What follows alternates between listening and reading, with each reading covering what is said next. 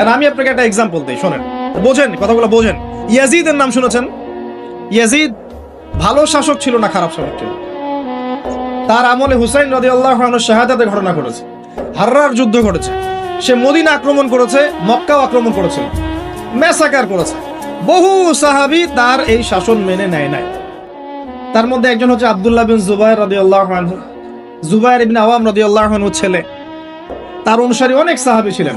আর আমাকে বলেন, ইয়াজিদ যখন মক্কা মদিনা আক্রমণ করছিল, ইয়াজিদ যখন মক্কা মদিনা আক্রমণ করছিল বা তার সেনাবাহিনীরা যখন ইমাম হুসাইনকে কারবালার প্রান্তরে শাহাদত দিচ্ছে বা আক্রমণ করছে তার সপরিবারে, এখন যে সাহাবীরা তার বিরুদ্ধে একটু অবস্থান নিয়েছে, এই সবগুলো সাহাবী কি কাফের হয়ে গেছে, তাগুত হয়ে গেছে আর খারেজি হয়ে গেছিল নাকি?